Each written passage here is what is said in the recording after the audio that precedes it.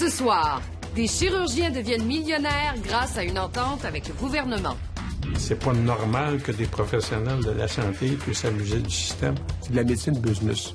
Le problème, c'est que le ministère est au courant de tout ça. Et les médecins qui multiplient les actes médicaux tout en gonflant leur portefeuille. The doctor said he was going to do some kind of operation, but he never said that he was going to do what he did. On envoie des chirurgiens qui ont une bistouri très facile. On paye les médecins à l'acte et on a décidé que personne n'était capable de regarder quels actes étaient faits à qui, quand, pourquoi. Bienvenue à Enquête.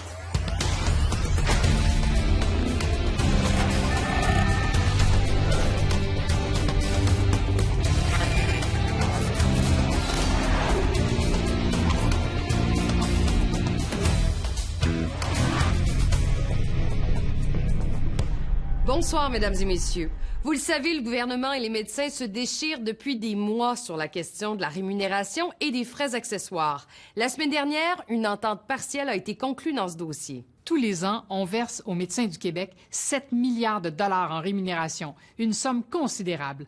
En moyenne, un médecin spécialiste touche 450 000 dollars. Mais certains trouvent que ce n'est pas encore assez. Des ophtalmologistes de la région des Laurentides ont profité d'un partenariat public-privé pour piger dans la poche du gouvernement et du patient. Ils sont devenus millionnaires. Au beau milieu d'un parc industriel de Boisbriand, l'Institut de l'œil des Laurentides. Cet édifice a coûté 10 millions de dollars. Il est né d'un partenariat entre des ophtalmologistes et le gouvernement. C'est de la médecine business. Tout cela pour garantir les chirurgies de la cataracte pendant la rénovation de l'hôpital de Saint-Jérôme. Une aventure qui a coûté cher à la fois au gouvernement et aux patients. Ça, je trouve ça vraiment abusif et un peu, permettez-moi le terme, un peu scandaleux. Pendant que l'Institut de l'œil des Laurentides pigeait dans la poche de ses patients, il se servait allègrement dans les fonds publics grâce à une entente lucrative. En 4 ans, les médecins actionnaires sont devenus des millionnaires de la cataracte.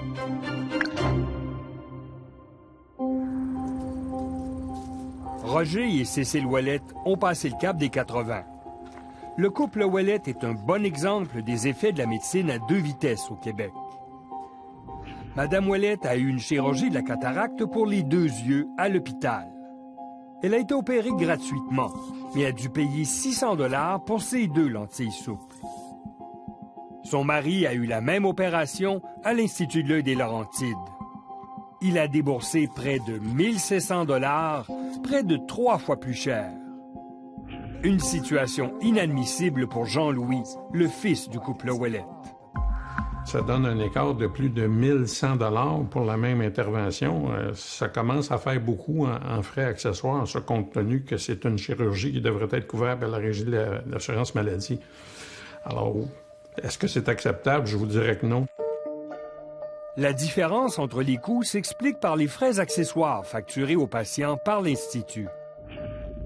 Au total, pour les opérations aux 2 yeux et pour tous les examens, c'est 955 $ de gouttes diverses qui sont facturés. Pourtant, le prix coûtant de ces médicaments n'est que de quelques cents.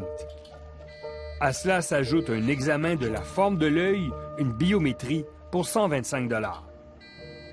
C'est pas normal que des professionnels de la santé puissent abuser du système et puis surtout abuser des personnes âgées en particulier, qui sont souvent des personnes qui sont démunies puis qui sont pas dans une position pour se défendre correctement.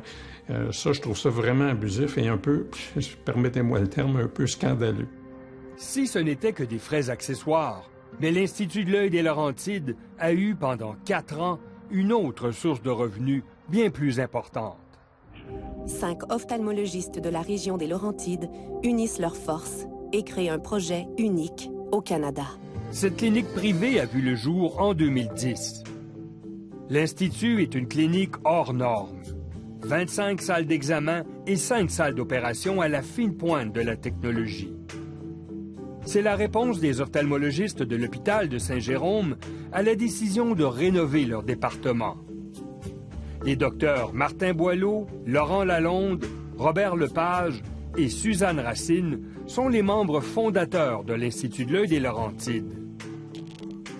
Ces spécialistes signent ensuite une entente temporaire avec le Centre de santé et de services sociaux de Saint-Jérôme. Le but, prendre en charge la clientèle de l'hôpital durant les rénovations qui devaient durer 2 ans. Cette entente de service a été plus que lucrative pour ces médecins. Elle leur garantissait un financement pour couvrir les coûts d'exploitation de la clinique, du personnel à l'équipement. Au final, le gouvernement leur aura versé la somme de 34 248 000 $. Et là, il y a tout un potent. François Thérien était le patron à l'époque. C'est lui qui a signé la première entente à titre de directeur général du C3S de Saint-Jérôme. Il est maintenant à la retraite. Pour lui, cette entente était un exemple classique de partenariat public-privé et les médecins voulaient un contrat qui leur apporterait gros. Les autres voulaient une entente qui faisait qu'il ne reviendrait plus jamais à l'hôpital. Après des mois de négociations, Enquête a obtenu d'une source des rapports annuels de l'entreprise. Ce que nous avons découvert est étonnant. Juste pour l'année 2011, l'Institut a fait un profit net après impôt de 4 866 000 $. Mais pour un édifice qui vaut 10 millions, s'ils font ça pendant 4 ans, l'édifice est payé, là. Tout à fait. Donc, c'est à part, ça, c'est pas le revenu. Ça, c'est juste le revenu de l'entente. Oui, absolument. Pas les autres revenus. Là. Non, absolument pas. Effectivement, cette entente de 34 millions n'inclut pas leur rémunération. Un ophtalmologiste au Québec facture en moyenne à la RAMQ 645 000 $ annuellement. Selon nos sources, certains à l'Institut de l'œil des Laurentides avaient une rémunération frôlant les 2 millions de $. En fait, pour chaque chirurgie de la cataracte, les médecins pouvaient tirer un montant d'environ 1 375 $ de 3 sources. De l'entente, des frais accessoires et de leur rémunération de la RAMQ. Cette opération durait plus d'1h30 il y a quelques années. Maintenant, elle ne dure que de 10 à 15 minutes, ce qui leur permet d'en faire 40 par jour. Ce qui leur a permis, au cours de l'année financière 2011, de facturer la somme astronomique de 3,5 millions en frais accessoires à leurs patients, dont plus de 300 000 $ en gouttes ophtalmiques. Une d'entre elles, l'alcaïne, était facturée 25 $, mais ne coûtait que 3 cents la goutte. Même les frais accessoires, par rapport à ça, ce qu'ils chargeaient, c'était selon les recommandations de la Fédération des médecins spécialistes. Ouais. Donc, en principe, ils ne sont pas allés au plus bas de la recommandation, mais ils ne sont pas allés plus haut que les standards. Et il n'y a pas que l'argent. Nous avons obtenu des témoignages troublants de la part d'ex-employés de l'Institut. Selon eux, certaines gouttes données aux patients n'étaient pas médicalement requises et étaient bien souvent des larmes artificielles fournies gratuitement à l'Institut. C'était des larmes artificielles que les fournisseurs nous donnaient, qu'on mettait aux patients. Vous voulez me dire que ça n'avait aucun besoin médical et que c'était juste de l'eau, finalement? Oui. Un comportement inadmissible pour la présidente de Médecins québécois pour un régime public. Je pense que ça peut montrer comment une institution qui est là pas pour prendre soin des patients, mais pour prendre soin de leur profit, peut faire des choses qui sont aberrantes. Toujours selon les ex-employés, il y a même un examen particulier, une biométrie par ultrason, pour mesurer la taille du globe oculaire, qui était facturé inutilement. On fait la biométrie par ultrason quand c'est un cristallin qui est plus blanc, qui est plus dense. Mais ça, c'est à peu près 10 % de la population qui en a besoin. Mais on rentrait les données dans l'appareil pour tout le monde, même ceux qui n'en avaient pas besoin. Parce que là, ça permettait à l'ophtalmologiste de facturer cette biométrie-là. Et là, il le faisait passer à tout le monde. On rentrait les données dans l'appareil parce que ce qu'il disait, c'est que s'il y avait un audit fait par la RAMQ, il pouvait prouver que tout le monde l'avait eu. Mais dans le fond, 90 % des gens ne l'ont pas eu. Exactement. Si on en fait 100 % par ultrason alors que ça devrait être juste 10 %, il y a un gros problème dans la qualité des soins. C'est quelque chose dont le Collège des médecins sur lequel le Collège des médecins devrait se pencher. Il en va de même pour une autre procédure, le marquage de l'œil, qui est fait avant l'implantation de lentilles intraoculaires pour les astigmates, les lentilles toriques. Selon le personnel, on procédait au marquage pour d'autres types de lentilles inutilement. Alors pourquoi est-ce qu'il le faisait? Bien, parce qu'il le réclamait après ça. Dans le reçu, il y avait un frais de 300 $ pour un marquage qui n'était pas nécessaire. Pour le personnel, la cadence de travail était à la limite du soutenable, avec plus de 40 chirurgies de la cataracte par jour. Ça allait tellement vite que si on voulait arriver, des fois, il fallait superviser 2 champs visuels en même temps. Ça fait que tu te dis, c'est sûr là, qu'il peut y avoir un risque d'erreur. La supervision n'est pas aussi bonne, tu sais, on s'entend? C'était vraiment sous pression. Vraiment. Vraiment. Parce qu'on recevait en moyenne, là, écoutez, c'était 500 patients par jour. Ben moi, en tout cas, j'aime autant mourir demain matin puis pas me faire soigner par ce genre de médecin-là. Non, il n'y en a pas question. C'est pas ça qu'on veut. Moi, quand je vais être vieille, je veux pas me faire traiter comme ça.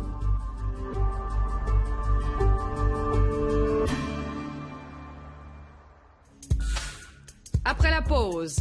Puis je réagis ici, pas simplement pour mon père, mais aussi pour tous les aînés qui ont subi le même préjudice. Les médecins refusent de retourner à l'hôpital et signent une nouvelle entente payante. Il y a des petits groupes de médecins qui prennent facilement la population en otage.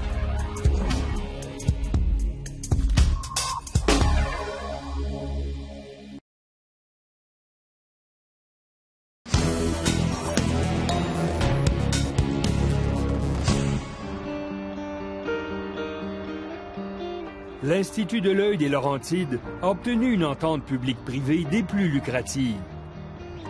Les médecins de l'Institut ont refusé de nous accorder une entrevue devant la caméra pour discuter des détails entourant ce partenariat.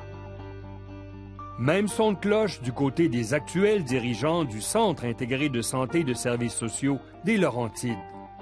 Ils ont aussi refusé de commenter ces ententes devant la caméra. Pourtant, l'histoire mérite des explications.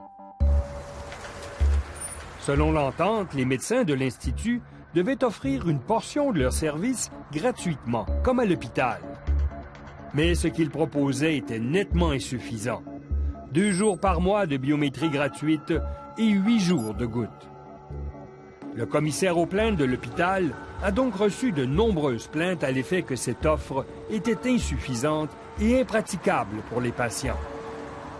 Le protecteur du citoyen fait enquête et conclut. Les journées de gratuité établies ne favorisent pas une gratuité des services en tout temps pour les usagers. À la fin de l'entente de 2 ans, les ophtalmologistes sont insatisfaits des rénovations du département d'ophtalmologie de l'hôpital de Saint-Jérôme. Ils ne veulent pas retourner travailler à l'hôpital et exigent un autre contrat. S'ensuivent des négociations difficiles qui durent plusieurs mois, occasionnant une rupture de service gratuit de 2 jours par mois. Au total, plus de 2000 services médicaux ont dû être remboursés aux patients par le C3S.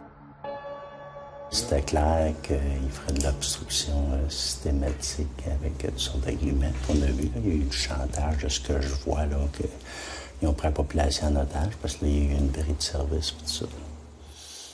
Et ça, c'est clair que c'est ça qui est arrivé. Une deuxième entente est finalement signée pour 2 autres années. Elle se terminera le 30 juin 2014. Dans les mois qui ont suivi, le C3S s'est plaint publiquement que les médecins de l'Institut retenaient leurs patients pour qu'ils ne retournent pas à l'hôpital. Au final, le protecteur du citoyen met en relief que ce partenariat public-privé dessert mal la population. Il est préoccupant que des ophtalmologistes de l'IOL ayant des privilèges de pratique au C3S aient également des intérêts économiques à titre d'administrateurs et ou d'actionnaires de l'IOL. L'existence d'un conflit d'intérêts possible entre les besoins cliniques des usagers et la recherche des intérêts financiers de l'IOL doit être envisagée. Même le service médical était douteux. Au cours de la seconde entente, le personnel s'est fait demander de participer aux actes médicaux, dont les réceptionnistes. Ils n'étaient pas formés pour ça, là. Ils étaient monsieur et madame qui ont un secondaire 5, qui travaillent dans, on peut dire, un bureau, et qui reçoivent et qui accueillent les patients. Point. Et on leur demandait de faire des tests d'acuité visuelle ou des tests de pression de l'œil. Oui. Même chose pour les préposés aux bénéficiaires à qui l'on demandait de badigeonner le champ opératoire et bien d'autres actes. Premièrement, c'était de prendre les pressions, de prendre les tests de diabète, le glucomètre sur le bout du doigt. On gelait l'œil des patients. La première goutte, c'était jamais nous autres qui mettaient la première goutte, c'était toujours l'infirmière de la salle qui mettait les premières gouttes. Après ça, nous autres, on continuait les gouttes aux 15 minutes. C'est inadmissible. Il y a des professionnels de la santé qui sont formés pour poser ces gestes-là. On ne peut pas former une secrétaire, une réceptionniste, un préposé pour faire des choses qui sont du ressort d'une infirmière auxiliaire, d'une infirmière ou d'un médecin. Donc, il y a vraiment un gros problème là. L'Institut, selon les ex-employés interrogés, arrivait à une grande productivité parce que tous les employés étaient mis à contribution pour accélérer le service médical. C'est de la médecine business. Il faut faire attention à ça aussi, parce que c'est une tendance l'autre qui se développe aussi.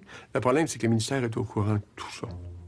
Mais c'est l'éducation, c'est la tête dans le sable, c'est la fatalité, l'incapacité de faire face à tout ça. On se dit, ah ben, ça gronde pas, on va mettre... Il y a un problème quelque part, on va mettre de l'argent. On va mieux payer les médecins pour le problème s'éteint. L'Institut de l'œil des Laurentides a pris beaucoup de place. Le système public des Laurentides en a souffert durant la période des ententes et même après. À l'hôpital de Saint-Eustache, par exemple, on n'a jamais réussi à démarrer un département d'ophtalmologie. Comme nous l'explique cet ophtalmologiste des Laurentides, les médecins de l'Institut ont fait de l'ingérence. Saint-Eustache a officiellement 3 ophtalmologistes. Il y en a un qui est actionnaire à l'Institut de l'œil, il y en a un autre qui travaille à l'Institut de l'œil. Donc, c'était le travail de ces ophtalmologistes-là de bâtir un département à l'hôpital de Saint-Eustache. C'est certain, quand on regarde les candidats, les acteurs dans ce scénario, il y en a 2 dont on peut se poser la question. Est-ce qu'ils ont vraiment intérêt à avoir un département au sein de l'hôpital à Saint-Eustache? Pour déstabiliser le service public encore plus, certains des patients traités à l'Institut qui en ressortent avec des complications doivent se rabattre dans les urgences des hôpitaux en dehors des heures d'affaires. Il devrait avoir à tout le moins un échange de bons procédés, puis il devrait y avoir quelqu'un qui est de garde pour faire ça, pour assurer le meilleur soin pour les patients. Mais en ce moment, ce que je comprends, c'est que c'est pas le cas, puis ils sont juste envoyés vers l'urgence la plus proche s'il y a un problème. Ça, je pense qu'il faudrait peut-être voir avec le Collège des médecins. Ce genre d'entente que l'on nomme une entente 108 risque de revenir à chaque fois qu'on rénove un hôpital au Québec. Va-t-on tirer des leçons? Il y a des petits groupes de médecins qui prennent facilement la population en otage. C'est pour ça qu'il faut ça qu'on arrête ça. Il faut qu'on repense complètement de quelle manière on organise la pratique médicale, on la paye. Puis ça ne veut pas dire de moins bien payer les médecins. Moi, je suis d'accord que les médecins soient bien payés, mais il faut que la population ait la contrepartie. Comment on peut mieux définir les rôles, les responsabilités, des balises claires et là-dessus, des directives. Ça donne bien, on est dans un contexte qu'on aime beaucoup, les directives. Ça devrait être favorisé dans ce champ de développement qu'on voit qui va se faire. Je pense pas qu'on va revenir en arrière. Au Québec, il se fait plus de 100 000 opérations de la cataracte par année. Et d'ici 10 ans, on prévoit que ce nombre augmentera de plus de 40 %.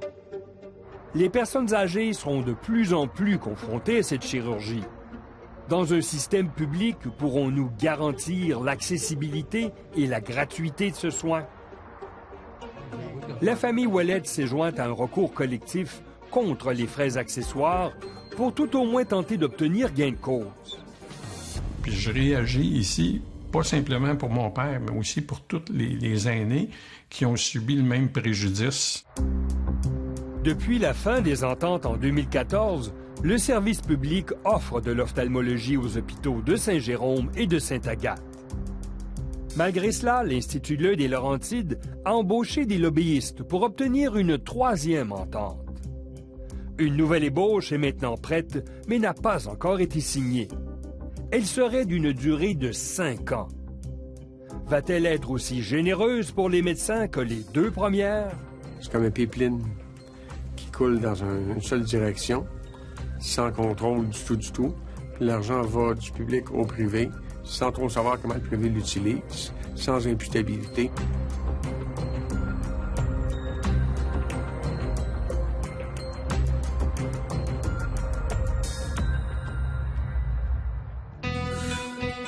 retour, d'autres médecins abusent impunément des fonds publics. Qui au Québec s'assure qu'on en a pour notre argent? J'ai peur que la réponse à cette question-là soit personne.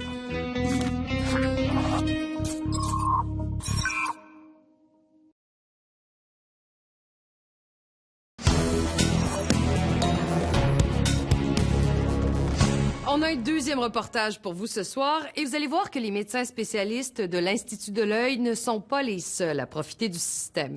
Les milliards qu'on verse en rémunération aux médecins échappent à un véritable contrôle. En avons-nous vraiment pour notre argent? On s'intéresse beaucoup à cette question depuis la diffusion cet automne d'un reportage sur ce chirurgien en Abitibi qui, pour gonfler ses revenus, opérait souvent la nuit et les fins de semaine. Ça vous a beaucoup fait réagir. 28 juin 2016, 21h30. Nous attendons le chirurgien Issam El Haddad dans le stationnement de l'hôpital de La Sarre en Abitibi. Nous avons tenté de le joindre à plusieurs reprises sans succès. Docteur El Haddad? Docteur El Haddad? Il faudra produire notre reportage sans les explications du chirurgien. Un chirurgien généraliste de La Sarre en Abitibi a touché des revenus d'1,5 million de dollars l'an dernier en profitant du système. Notre reportage raconte qu'en faisant plus de 50% de son travail en heures défavorables, le docteur El Haddad réussit à gonfler ses revenus depuis plusieurs années. Le paiement d'un acte médical effectué le soir, la fin de semaine et les jours fériés est majoré de 70%. La nuit, il est majoré de 150%. Le docteur El Haddad peut par exemple facturer 1 600 $ pour l'ablation d'une vésicule biliaire lorsque l'intervention se fait la nuit et 490 $ seulement le jour. Ce que fait le docteur El Haddad, on appelle ça de la facturation opportuniste ou facturation créative. Avons-nous affaire ici à un cas isolé ou à la pointe d'un iceberg? Nous profitons des téléjournaux pour faire appel aux citoyens. J'aimerais que les gens qui ont vu des pratiques de facturation qui leur semblent douteuses, soit des abus, soit quelque chose de... Écrivez-moi. Nous nous attendions à quelques courriels. Nous en avons reçu près d'une centaine. La moitié provenait de médecins ou d'employés du réseau de la santé qui dénonçaient des collègues. Nous avons décidé d'enquêter sur une vingtaine de cas et nous avons découvert qu'il est très facile pour un médecin d'abuser impunément des fonds publics.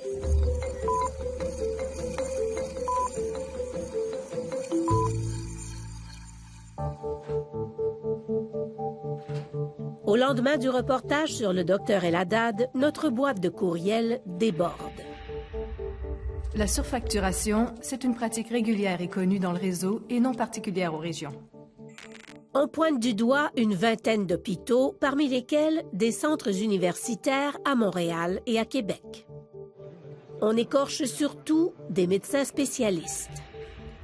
Pour gonfler leurs revenus, les chirurgiens passent de salle en salle pour observer ou effectuer des points de suture et facturent un honoraire d'assistance opératoire. Souvent, l'assistance n'est pas requise.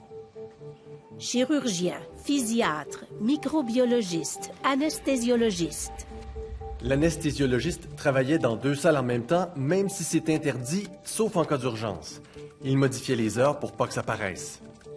Internistes, obstétriciens, radiologistes. Chez nous, même si des scans nécessitent une interprétation urgente, un radiologiste attend souvent jusqu'à 19 heures pour les lire, afin de bénéficier d'une majoration de 70%. 2 types de facturation opportunistes se distinguent. La pratique en heures défavorables et la multiplication d'actes inutiles.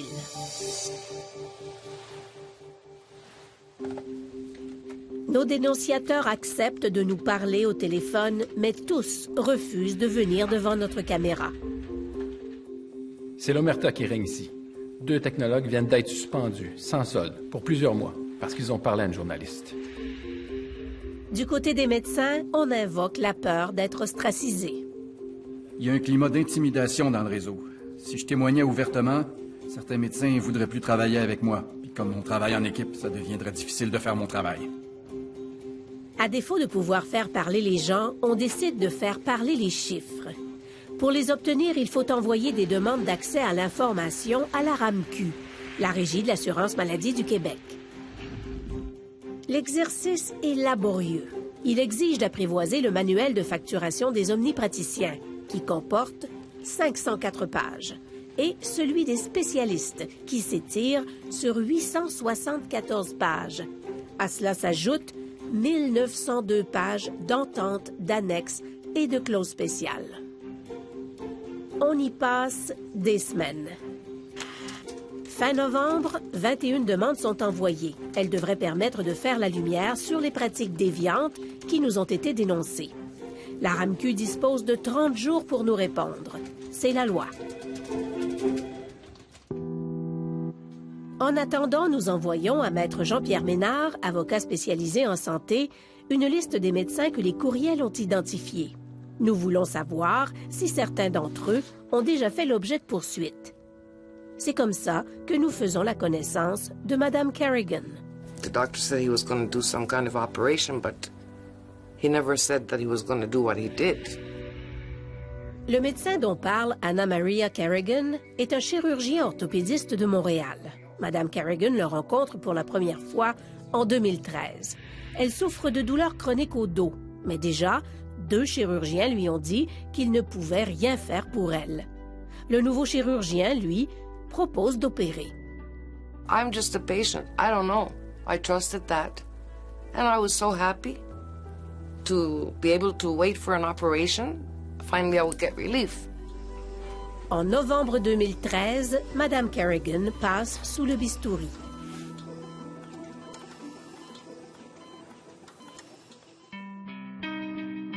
Voici un extrait du courriel que nous avons reçu à propos du chirurgien orthopédiste qui a opéré Mme Carrigan. Il y avait un taux élevé de complications par chirurgie, ce qui lui permettait de faire beaucoup de révisions payantes. Et dans les cas de fusion de la colonne, il fusionnait plus de vertèbres que nécessaire. When did you find out that you had several vertebrae merged? When I went to one of the appointments after the surgery. Le chirurgien aurait fusionné 8 vertèbres dans le bas du dos et la région lombaire. En novembre dernier, près de 3 ans après l'opération, Mme Carrigan a décidé de le poursuivre. La poursuite allègue que la chirurgie a causé des séquelles neurologiques, une aggravation des douleurs de Mme Carrigan et une détérioration de ses capacités. Elle allègue surtout, s'appuyant sur l'avis d'un expert chirurgien orthopédiste, que la chirurgie n'était pas indiquée. Madame n'avait pas les conditions pour être opérée, dans le sens où Madame n'avait pas de limitation fonctionnelle suffisante pour justifier qu'on fasse une opération qui comporte un risque élevé. C'est au terme de la poursuite seulement que nous saurons si la chirurgie était indiquée ou pas. Pour ce qui est des motifs qui ont incité le chirurgien à opérer, pour le moment, lui seul les connaît. On envoie des chirurgiens qui ont le bistouri, très facile. Mais le problème, c'est que la motivation du médecin est souvent difficile à établir parce que parfois, il y en a qui ont l'indication opératoire très large. Puis en médecine, ben, on va parfois accepter ces pratiques-là avant de penser que c'est motivé par d'autres intérêts. Qui peut intervenir auprès des médecins qui multiplient les actes inutiles? Le Collège des médecins, il intervient sur plainte, mais le Collège, dans ces médecins-là, fait preuve d'une très grande timidité. Les contrôles internes de l'hôpital, il existe des contrôles internes. Mais tout ça, c'est confidentiel. Ça se fait d'ailleurs des portes fermées. La Régie de l'assurance maladie du Québec pourrait avoir des pouvoirs plus importants pour faire ça, ne veut pas le faire, ne l'a jamais fait non plus. Qui, au Québec, s'assure qu'on ne paie pas pour des actes médicaux inutiles? Autrement dit, qui, au Québec, s'assure qu'on en a pour notre argent? J'ai peur que la réponse à cette question-là soit personne.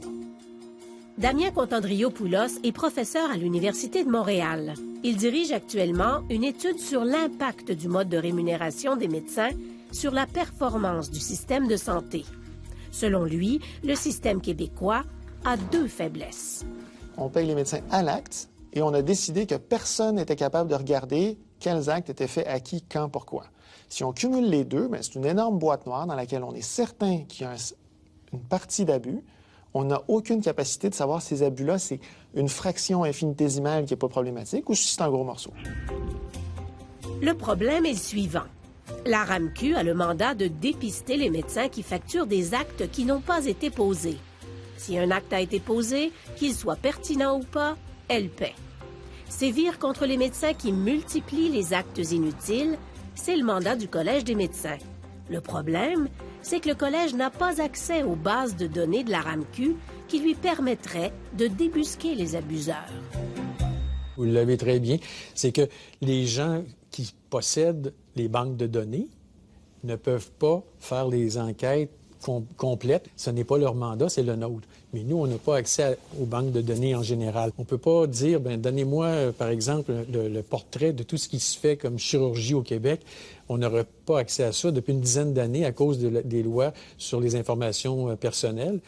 Le PDG de la RAMQ est au courant du problème.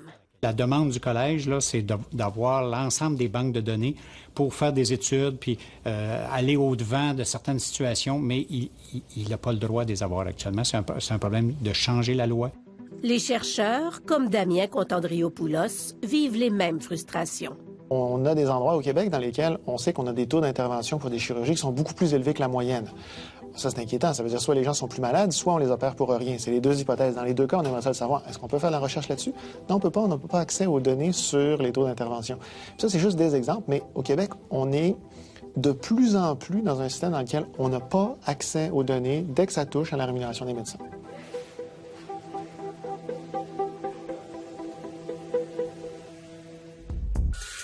Après la pause, des gestionnaires impuissants. Vous n'entendrez jamais publiquement un directeur, un cadre, un employé du réseau critiquer un médecin.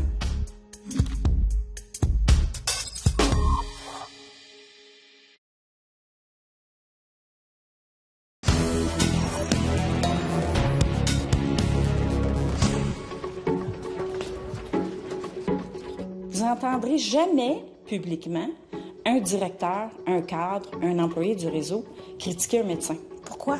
Ça se fait pas. Ça ne se fait pas dans le réseau.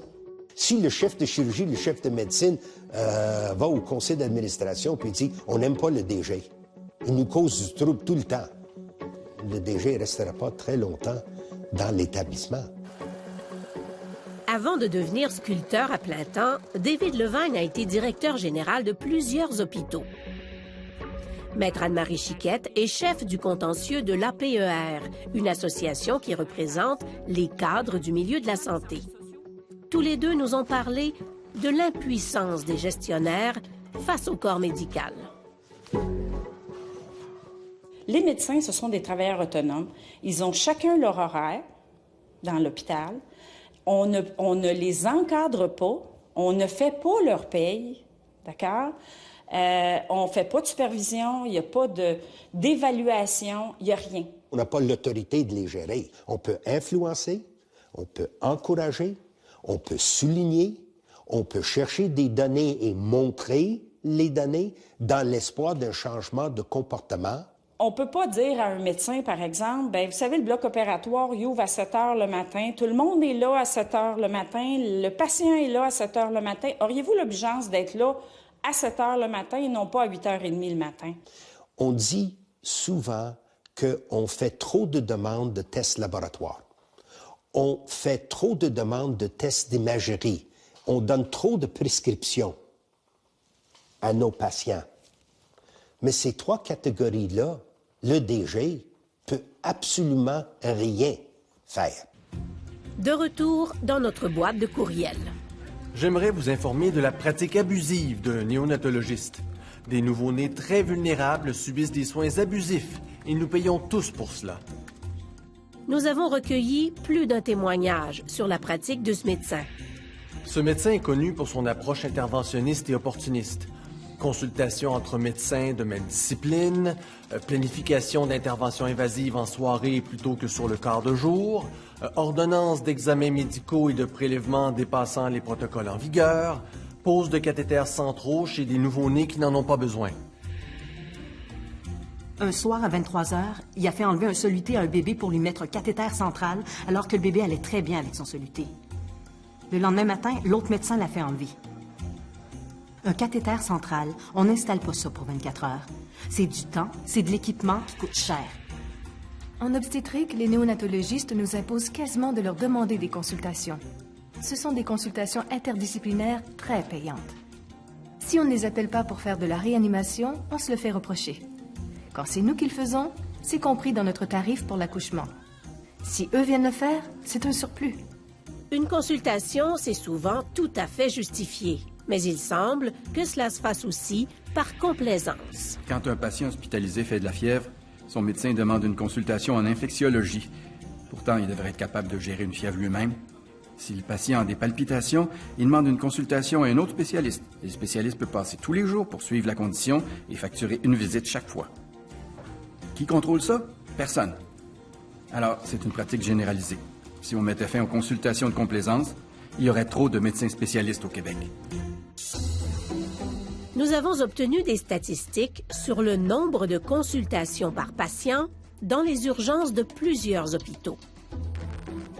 À l'hôpital de Rouyn-Noranda, 4% seulement des visites auprès des patients sont des consultations demandées par le médecin traitant à des spécialistes.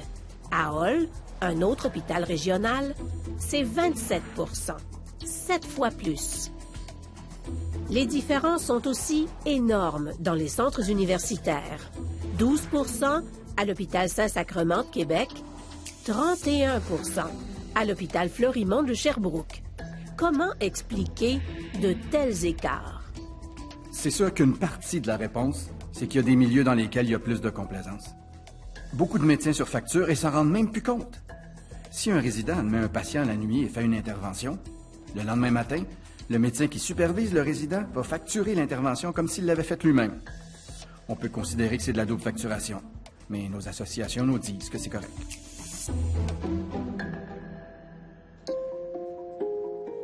Damien Contandrio-Poulos est formel. Les médecins ne sont ni plus ni moins honnêtes que le citoyen moyen. Le problème, c'est leur système de rémunération. Notre système est un système qui favorise puis récompense l'opportunisme. Fait que là, on met des gens ordinaires dans un système qui récompense la créativité de facturation puis l'opportunisme. Qu'est-ce qu'on a? On n'a pas un bon système. Dans les années 80, il existait environ 600 codes d'actes médicaux. Il y en a maintenant 11 000. C'est un bar ouvert dont il est facile d'abuser impunément. Des situations des fois particulières, comme les exemples que vous nous donnez dans des établissements, où c'est difficile pour un système de rémunération, avec les meilleurs contrôles au monde, de tout détecter ces choses-là.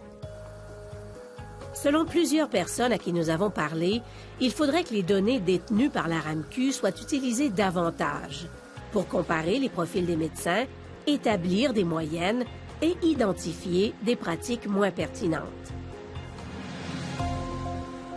Mais c'est délicat, parce que la pertinence de l'acte arrive à être un jugement sur ce que le médecin fait. Mais c'est nécessaire à mon avis, parce que c'est uniquement dans l'évaluation du pertinence de l'acte qu'on va mettre un contrôle sur les coûts de notre système de santé. David Levine ne s'en est jamais caché. Il pense que les médecins qui pratiquent dans les hôpitaux devraient être salariés.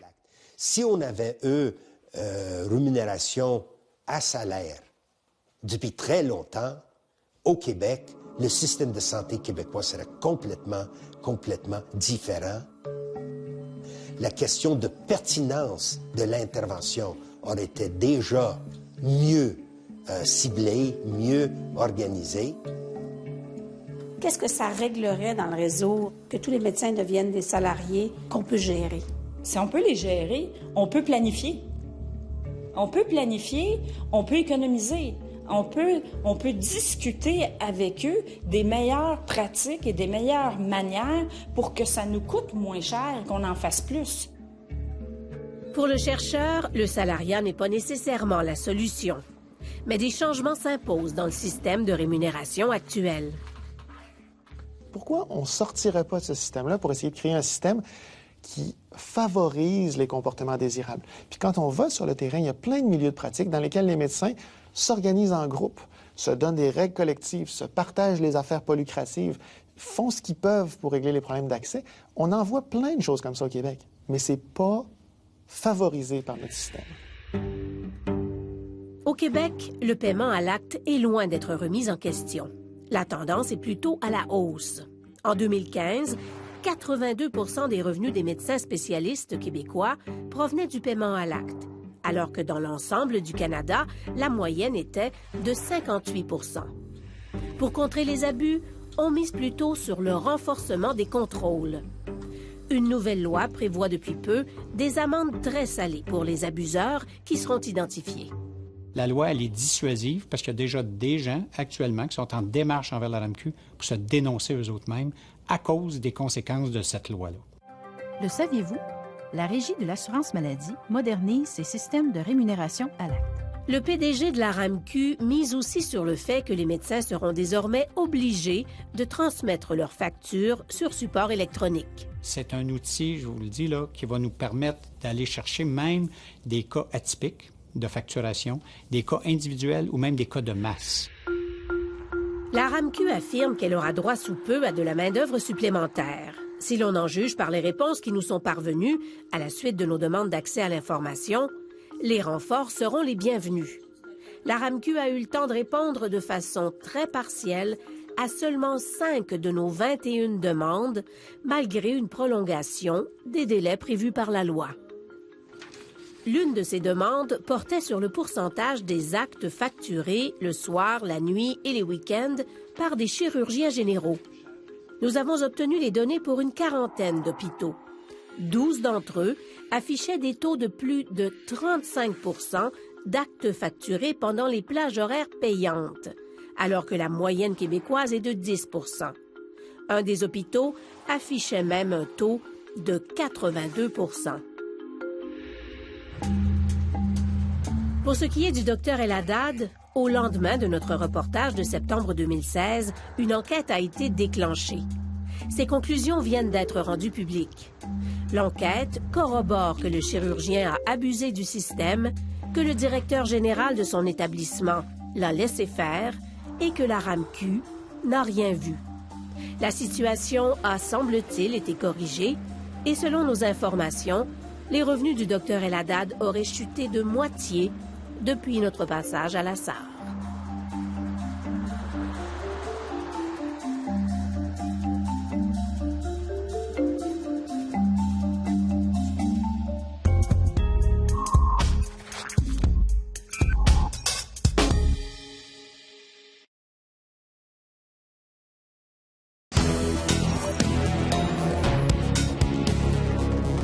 On espère que vous avez apprécié l'émission de ce soir, que vous pouvez revoir à la télé samedi et dimanche et en tout temps sur notre site Internet ou sur tout.tv. Au nom de toute l'équipe, merci beaucoup d'avoir été là et revenez-nous la semaine prochaine pour une autre enquête.